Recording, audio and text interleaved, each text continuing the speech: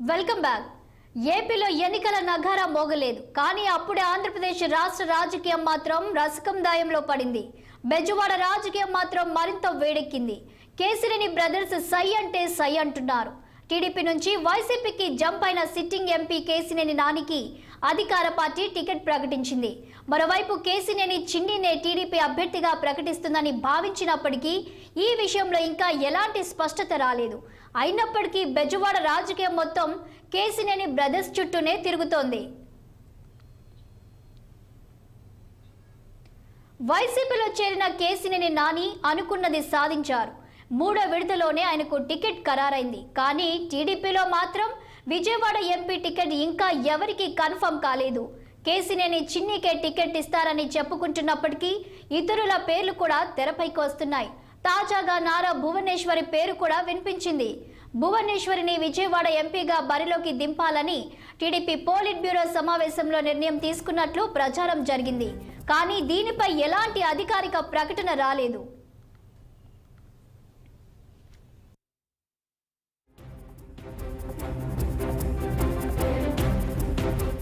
మరోవైపు టికెట్ల కేటాయింపులపై తమ అధినేత చంద్రబాబు, జనసేనాని పవన్ కళ్యాణ్ చర్చిస్తారని కేసినేని చిన్ని చెప్పారు. నాని పైన పోటీ చేసే టీడీపీ అభ్యర్థిని 3 లక్షల మెజారిటీతో గెలిపిస్తామని ధీమా వ్యక్తం చేశారు. పార్టీ ఆదేశిస్తే నానిపై పోటీకి తాను సిద్ధంగా ఉన్నానని కూడా చెప్పేశారు. మరోవైపు టీడీపీ నుంచి తన సన్నిహితులను నాని వైసీపీకి తీసుకెళ్తున్నారు. మాజీ ఎమ్మెల్యేతో పాటు మరికొందరు వైసీపీ తీర్థం పుచ్చుకున్నారు.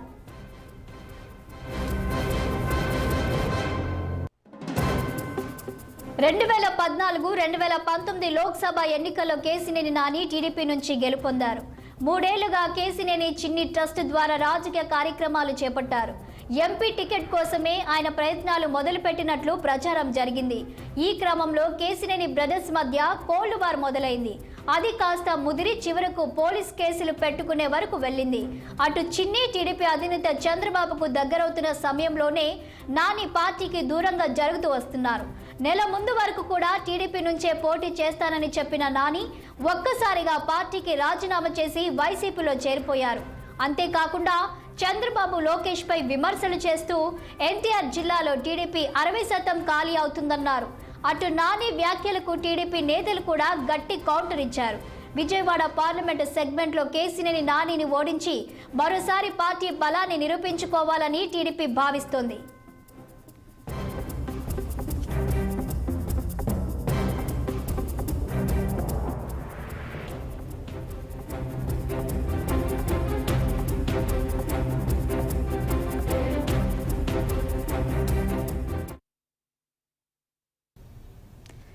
ఏపీలో 10 ఏళ్లుగా కొన ఊపిరితో కొట్టుమిట్టాడుతున్న కాంగ్రెస్ పార్టీకి షర్మిల మళ్లీ జీవం పోశారు. 2 దఫాలుగా ఇళ్లకే పరిమితమైన ఆ పార్టీ సభ్యులు ఇప్పుడిప్పుడే జనం బాట పట్టారు. పక్క రాష్ట్రం తెలంగాణలో అధికారంలోకి రావడంతో ఇక్కడ కూడా నిలదొక్కునేందుకు కాంగ్రెస్ హైకమాండ్ కసరత్తు మొదలుపెట్టింది. షర్మిల పీసీసీ చీఫ్ గా బాధ్యతలు స్వీకరించిన రోజు నుంచే ఏపీ కాంగ్రెస్ క్యాడర్లో జోష్ మొదలైంది.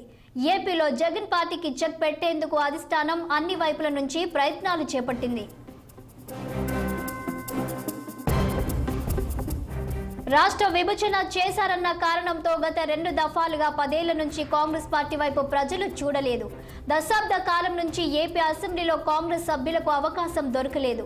పార్లమెంటు సభ్యులుగా కూడా ఏపీ నుంచి కాంగ్రెస్ నేతలు ఎవరూ 10 ఏళ్ల నుంచి ఎన్నిక కాలేదు. కాంగ్రెస్ లోని మెజారిటీ నేతలు అందరూ జగన్ వెంట వైసీపీలో చేరిపోయారు. దీంతో కాంగ్రెస్ ఖాళీ అయింది. ఆ పార్టీని వైసీపీ పూర్తిగా ఆక్రమించింది. ఈ నేపథ్యంలో వైఎస్ షర్మిలకు కాంగ్రెస్ చీఫ్ బాధ్యతలను పార్టీ అధినాయకత్వం అప్పగించింది. దివంగత నేత వైఎస్ రాజశేఖర రెడ్డి తనయ ప్రస్తుత సీఎం జగన్ కు సోదరి కావడంతో రాష్ట్ర రాజకీయాలు ఆసక్తికరంగా మారాయి. జగనన్న అంటూనే జగన్ సర్కార్పై తీవ్ర విమర్శలు గుప్పిస్తోంది.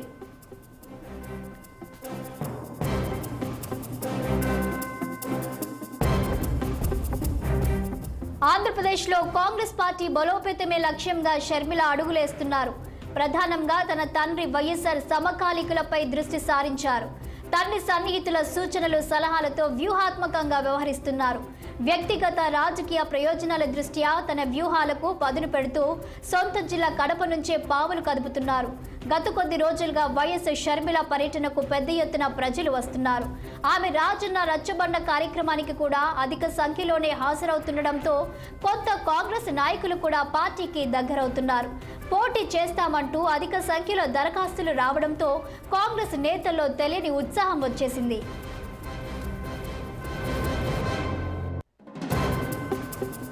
మరోవైపు రాష్ట్రానికి ప్రత్యేక హోదా, పోలవరం నిర్మాణం, రైల్వే జోన్, రాజధాని నిర్మాణం సహా అన్ని విభజన హామీల అమలు కాంగ్రెస్తోనే సాధ్యమంటూ షర్మిల రాష్ట్ర వ్యాప్తంగా పర్యటిస్తున్నారు. వైసీపీ, టీడీపీ పార్టీలు బీజేపీతో కలవటం పైన ప్రధానంగా ప్రస్తావిస్తూ రాష్ట్ర ప్రభుత్వంపై ఒత్తిడి తీసుకొచ్చేలా కార్యక్రమాలు సాగిస్తున్నారు.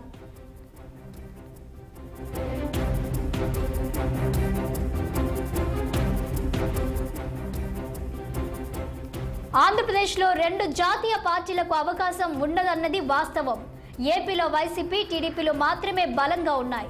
రాష్ట్రం విడిపోయిన 2 సార్లు 2 పార్టీలు అధికారంలోకి వచ్చాయి. జాతీయ పార్టీలకు నోటా కంటే తక్కువ ఓట్లు వచ్చాయి. అయితే బీజేపీ కంటే ఇప్పుడు కాంగ్రెస్ కొంత మెరుగుపడిందన్నది రాజకీయ విశ్లేషకులు కూడా అంచనా వేస్తున్నారు.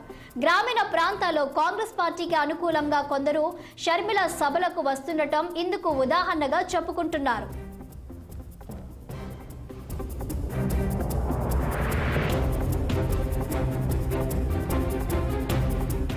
10 ఏళ్ల పాటు పిలిచి టికెట్ ఇస్తామని బ్రతిమాలిన ముందుకు రాని నేతలు షర్మిల రాకతో పార్టీ టికెట్ల కోసం ప్రయత్నాలు మొదలుపెట్టారు.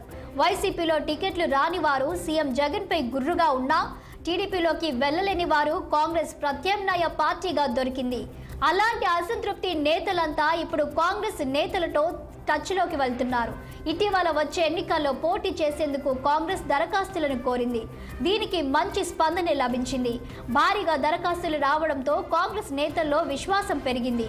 ఈసారి ఎన్నికల్లో తాము పోటీ చేస్తామంటూ కొందరు సీనియర్లు ముందుకు వస్తున్నారు. అలాగే కష్టాల్లో పార్టీ వెంట ఉన్నవారికి కీలక పదవులు కట్టబెడుతుంది షర్మిల.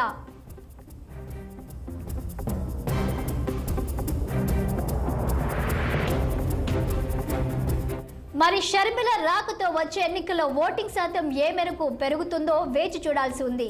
షర్మిల చీల్చే ఓట్లపైనే అధికార వైసీపీ, ప్రతిపక్ష తెలుగుదేశం పార్టీ అభ్యర్థుల భవితవ్యం ఆధారపడి ఉందంటున్నారు. ఈసారైనా హస్తం పార్టీ నాయకులు ఏపీ అసెంబ్లీలో అడుగు పెడతారో లేదో చూడాలి.